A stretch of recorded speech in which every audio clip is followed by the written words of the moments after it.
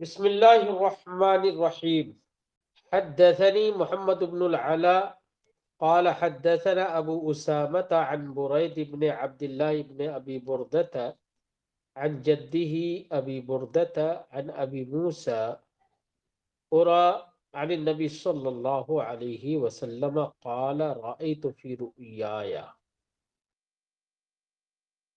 امام بخاری غزوہ احد سے متعلق ایک اور حدیث ذکر کر رہے ہیں جس میں من وجہ غزوہ احد کا ذکر ہے۔ حدیث پاک کا خلاصہ یہ ہے کہ حضرت ابو موسیٰ اشعری رضی اللہ تعالی عنہ فرماتے ہیں کہ نبی کریم صلی اللہ علیہ وسلم نے ارشاد فرمایا کہ میں نے ایک خواب دیکھا جس خواب میں میں نے تلوار کو ہلایا، حرکت دی، تو تلوار کی اوپر کی دھار ٹوٹ گئی۔ تو نبی کریم صلی اللہ علیہ وسلم نے تلوار کی دھار کے ٹوٹنے کی جو تعبیر بیان فرمائی، وہ تعبیر غزوہ احد میں مسلمانوں کو جو تکالیف پہنچی، جو شہادتیں حاصل ہوئی، ان سے تعبیر کی۔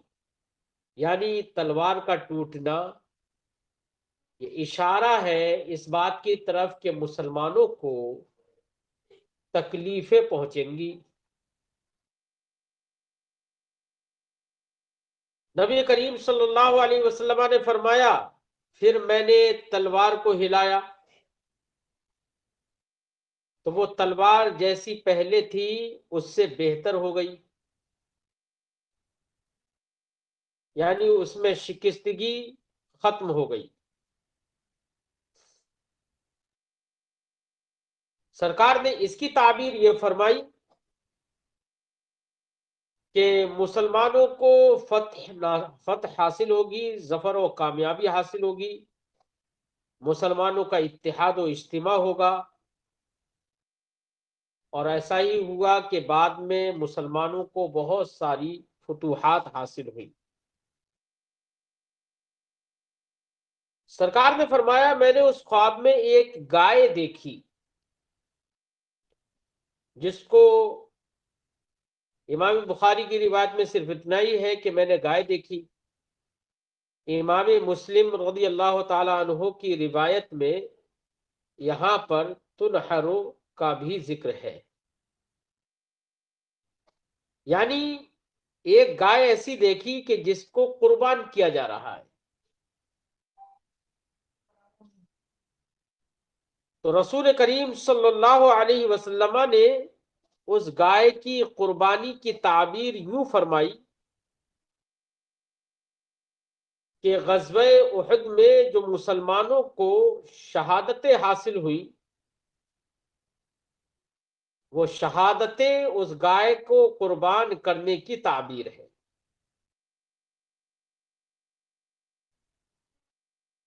اور رسول کریم صلی اللہ علیہ وسلم نے فرمایا کہ اللہ تعالی بہتر اجر دینے والا ہے، ساری بھلائیاں اسی کے دست قدرت میں ہے، وہ بہتر اجر دینے والا ہے، بہتر بھلائیاں عطا فرمانے والا ہے۔ مسلمانوں کو اللہ نے بہتر بھلائیاں عطا فرمائی کہ جام شہادت انہوں نے نوش کیا۔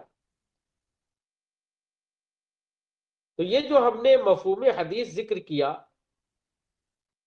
اس میں غزوہ احد کا ذکر آیا اور مسلمانوں کی شہادت کا ذکر آیا، لیکن آیا اس طور پر کہ سرکار نے اپنے خواب میں دیکھا اور خواب کی تعبیر اس سے فرمائی۔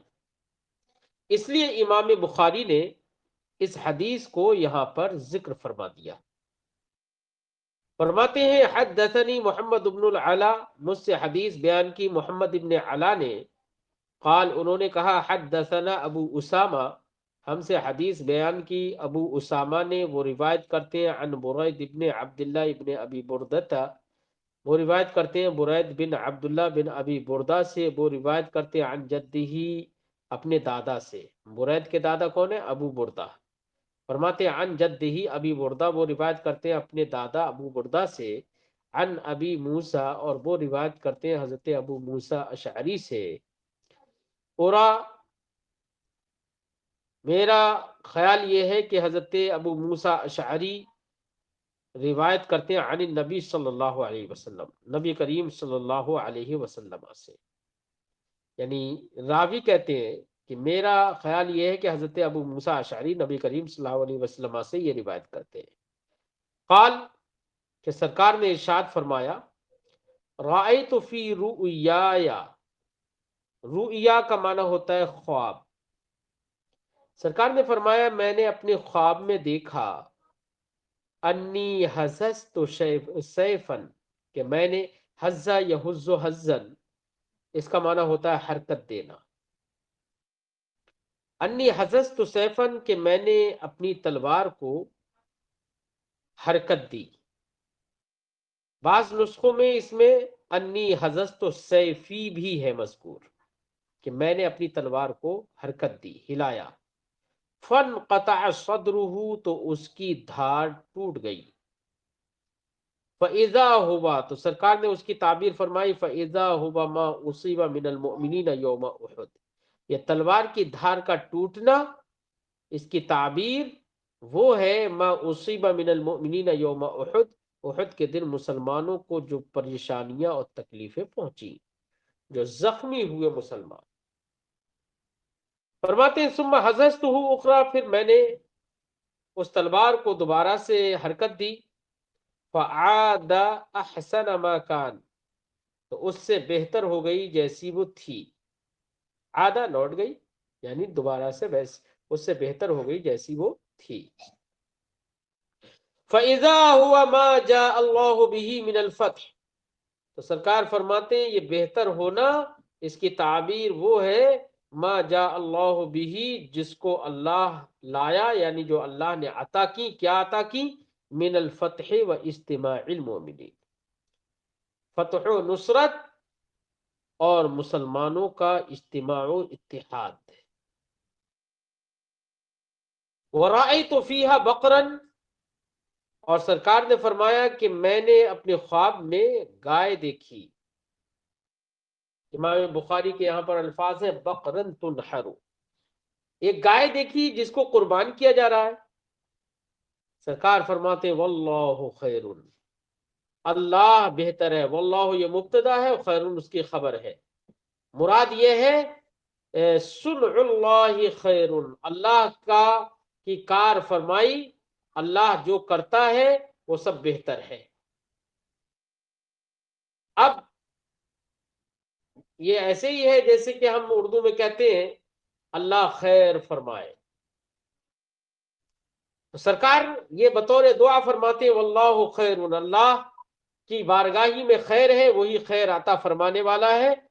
اور یہ جو میں نے خواب میں دیکھا کہ گائے کو قربان کیا جا رہا ہے، فرماتے ہیں فَإِذَا هُمُ الْمُؤْمِنُونَ يَوْمَ اُحُدٍ، تو یہ گائے کا قربان کرنا، یہ وہ مسلمان ہیں جو احد کے دن تھے۔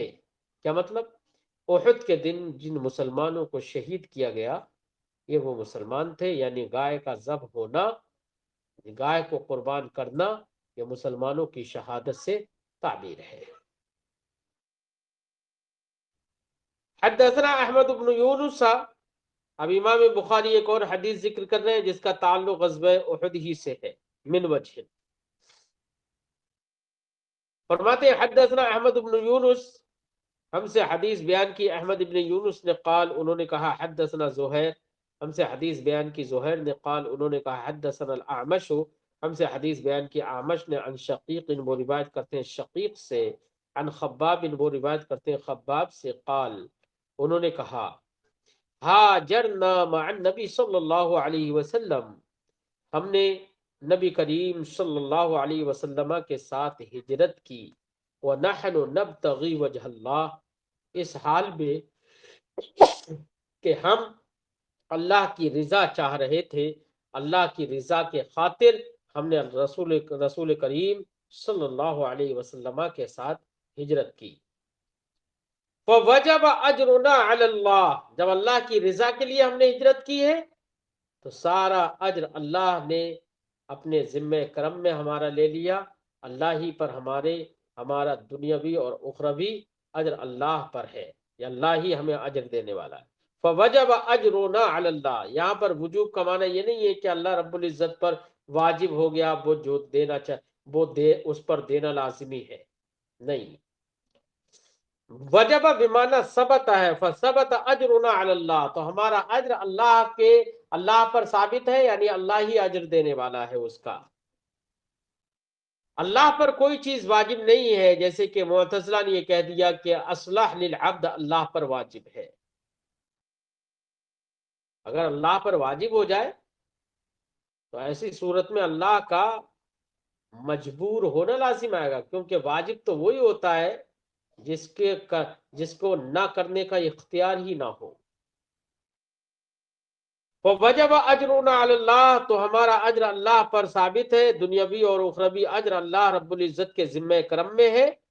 فمنا من مضى اور ذهب، شک راوی ہے کہ من مضى کہا یا ذهب کہا، یہ شک راوی ہے، معنی دونوں کا ایک ہی ہے کہ ہم میں سے کچھ وہ ہیں من مضى جو گزر گئے، اور ذهب یہ چلے گئے، ولم يأكل من اجره شيئا، اور اپنے اجر سے انہوں نے دنیا میں کچھ نہ کھایا۔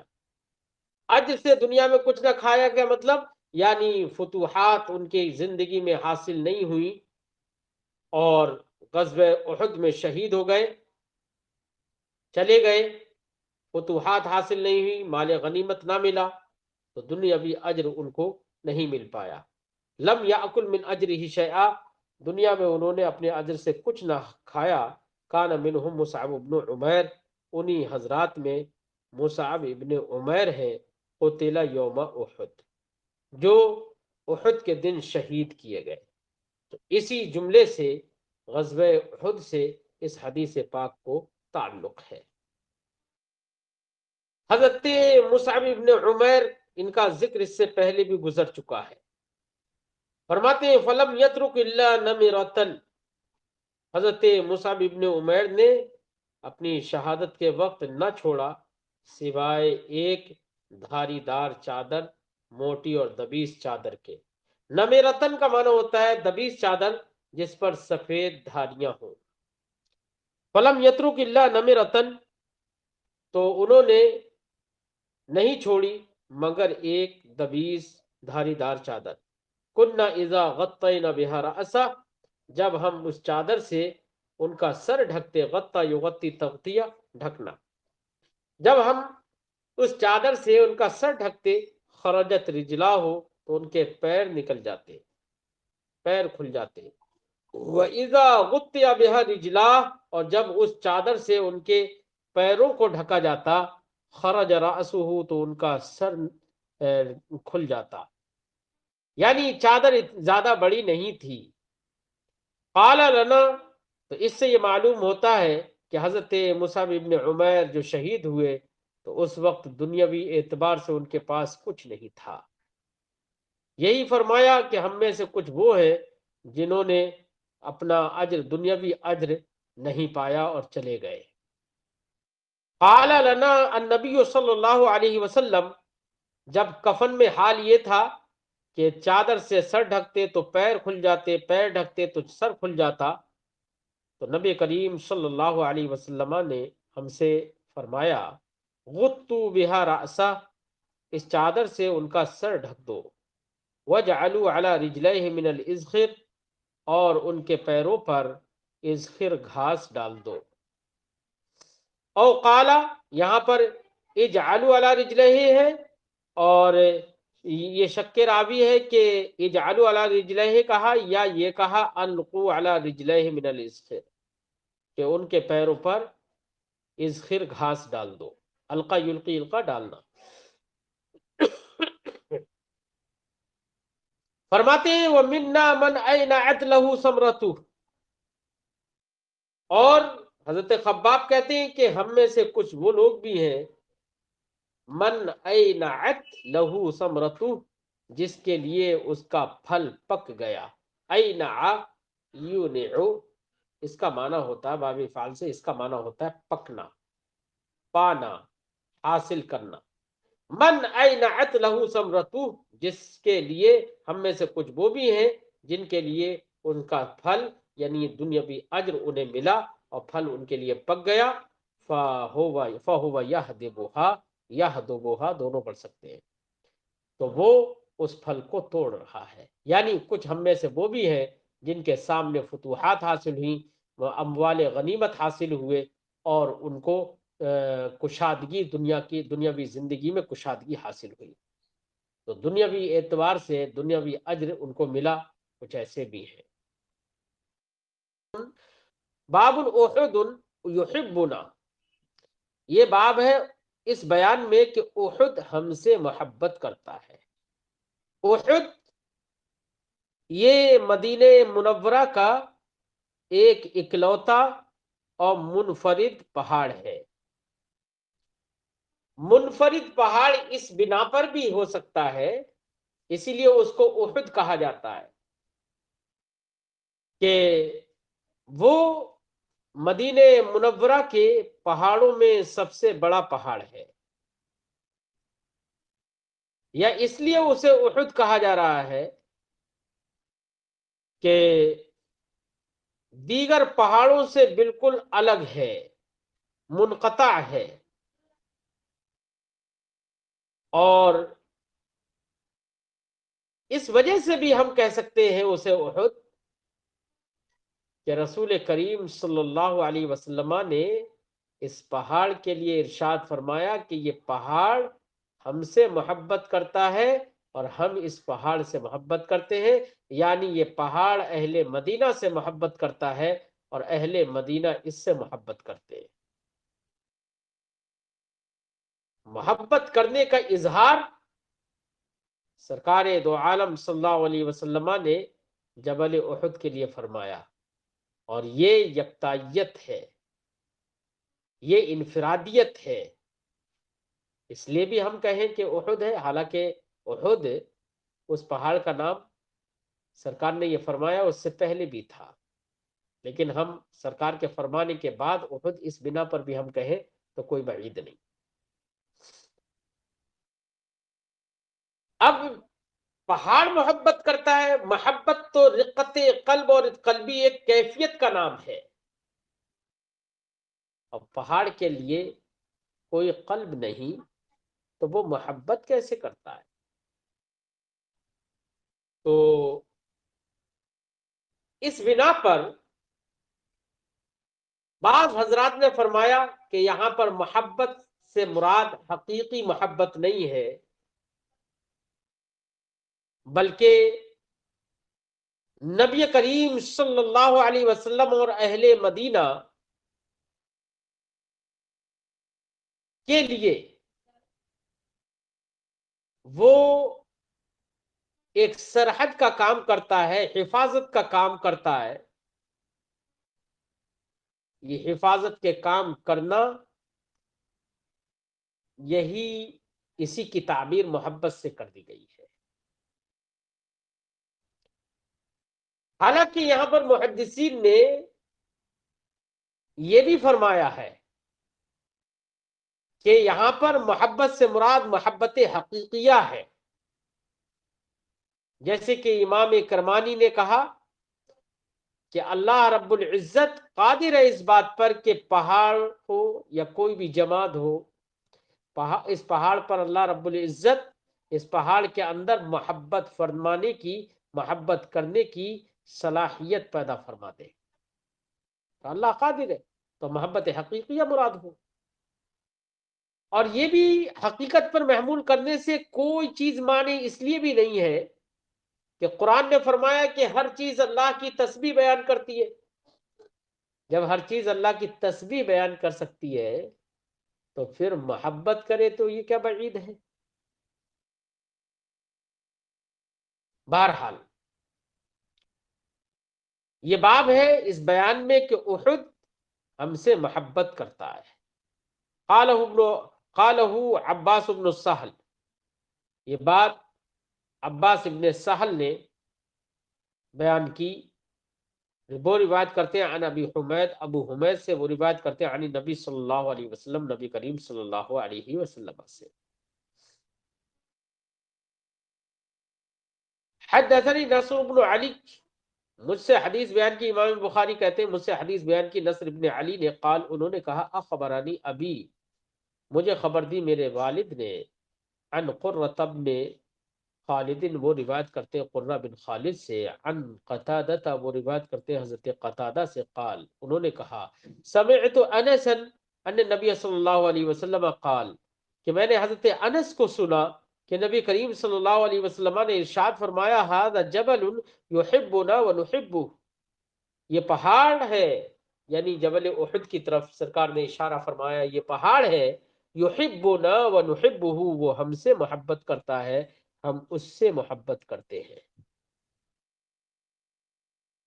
حدثنا عبداللہ ابن یوسف، ہم سے حدیث بیان کی عبداللہ ابن یوسف نے، قال انہوں نے کہا اخبرنا مالک، ہمیں خبر دی مالک نے، عن عمرو مولۃ المطلب، وہ روایت کرتے ہیں عمرو سے جو کہ مطلب کے آزاد کردہ غلام ہے، عن انس ابن مالک، وہ روایت کرتے ہیں انس ابن مالک سے، ان رسول اللہ صلی اللہ علیہ وسلم طلع له احد، کہ رسول اللہ صلی اللہ علیہ وسلم کے سامنے احد آیا، یعنی احد پہاڑ جب سامنے آیا، نگاہوں کے سامنے آیا، احد پہاڑ سرکار کے لیے نمودار ہوا، فقال هذا جبل يحبنا ونحبه، تو سرکار نے فرمایا کہ یہ پہاڑ ہے، یہ ہم سے محبت کرتا ہے، ونحبه، اور ہم اس سے محبت کرتے ہیں۔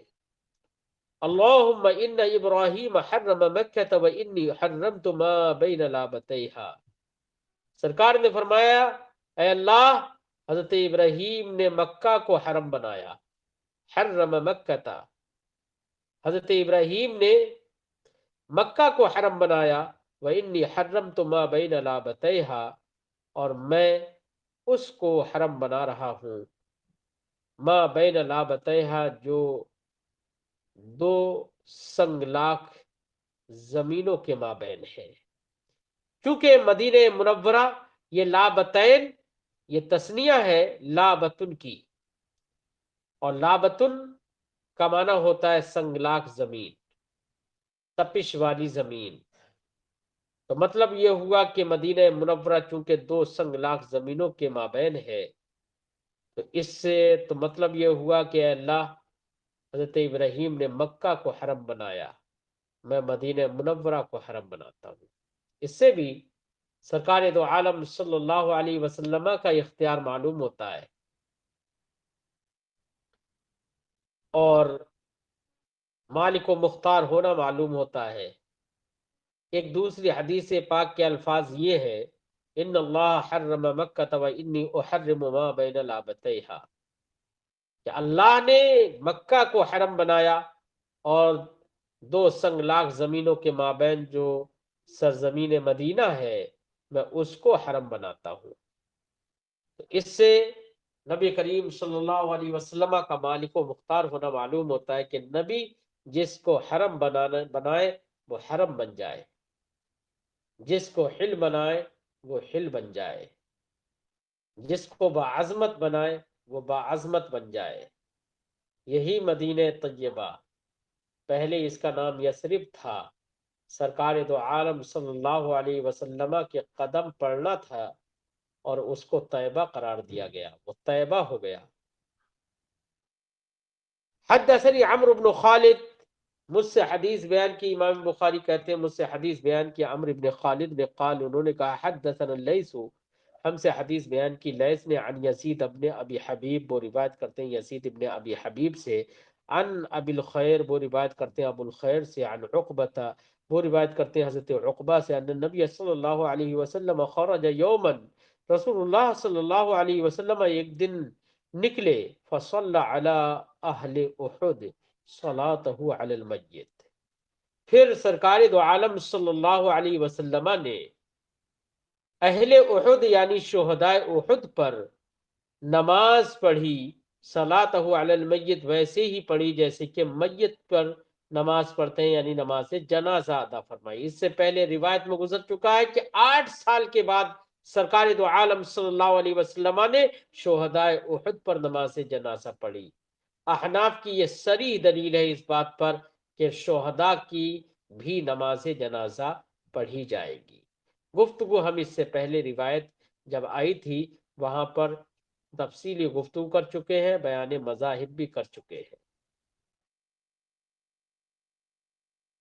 فرماتے ہیں کہ ثم انصرف الى المنبر، سرکار دو عالم صلی اللہ علیہ وسلم نے شہداء احد پر نماز جنازہ پڑھی، ثم انصرف الى المنبر، پھر منبر شریف کی طرف تشریف لائے، فقال، تو سرکار نے ارشاد فرمایا، انی فرط لکم، فرط کا معنی ہوتا ہے آگے جانے والا، میں تم سے آگے جا رہا ہوں، یعنی سرکار کا اشارہ تھا اس بات کی طرف کہ میں اس ظاہری دنیا سے اب میں تم سے رخصت ہونے والا ہوں، تم سے پہلے میں آگے جا رہا ہوں۔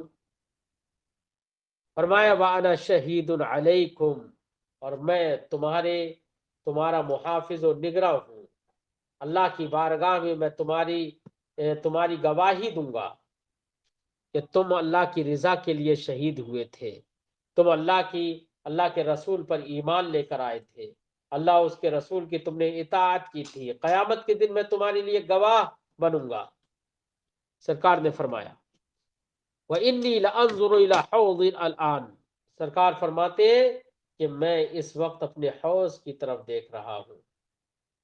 کیا فرما رہے ہیں سرکار؟ انی لانظر الی حوضی الان، میں الان اس وقت، جس وقت سرکار بحیات ہے، سرکار دو عالم صلی اللہ علیہ وسلم لوگوں کے بیچ ہے، اس وقت سرکار ارشاد فرماتے ہیں انی لانظر الی حوضی، میں اپنے حوض کی طرف دیکھ رہا ہوں، اور حوض سے مراد وہی حوض کوثر۔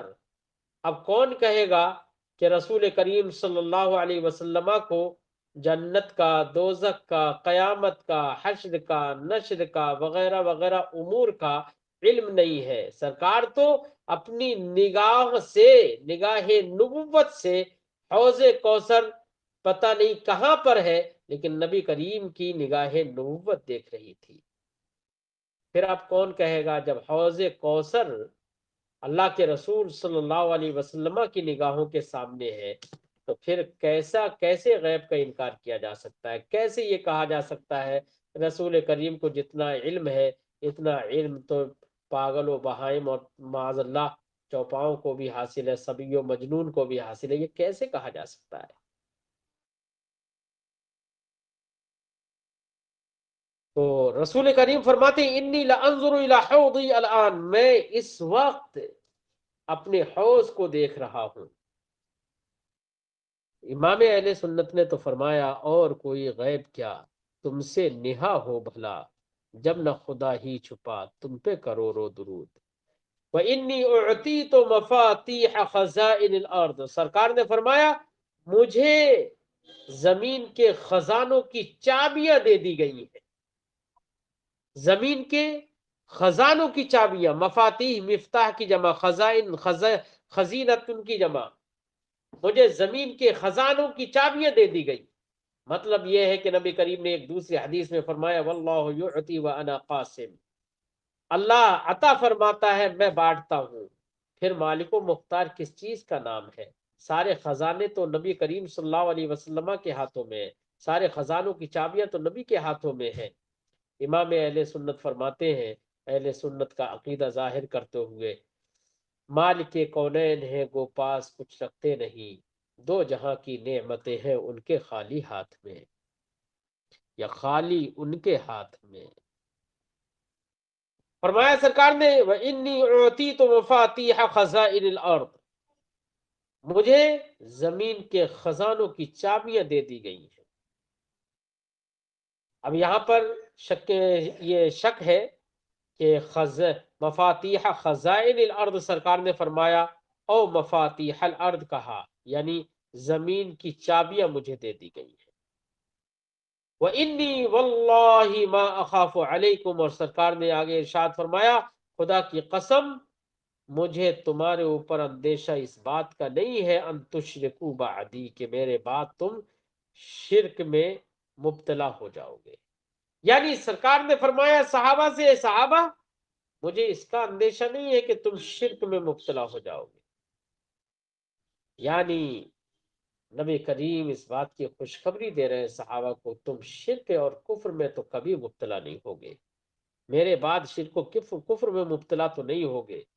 شرک و کفر کا مجھے اندیشہ نہیں ہے، لیکن فرماتے ہیں وَلَٰكِنِّي أَخَافُ عَلَيْكُمْ أَن تَنَافَسُوا فِيهَا، لیکن مجھے تمہارے اوپر یہ اندیشہ ہے کہ تم زمین کے خزانوں میں یا دنیا میں منافست کرو گے، یعنی سبقت کرو گے، دنیاوی امور کو، دنیاوی چیزوں کو حاصل کرنے کے لیے سبقت کرو گے. تنافس کا مطلب ہوتا ہے ایک دوسرے سے سبقت لے جانا، یعنی دنیا یا خزائن ارض یا زمین کو حاصل کرنے میں تم سبقت کرو گے، دنیا کی طرف رغبت کرو گے، مجھے اس کا اندیشہ ہے. رسول کریم صلی اللہ علیہ وسلم نے جو فرمایا وہ حق تھا، اور حق اور اس کی تصدیق ہوئی کہ الحمدللہ مسلمانوں کو بڑی فتوحات حاصل ہوئی، اور کتنے کتنے مسلمانوں میں امیر بھی ہوئے.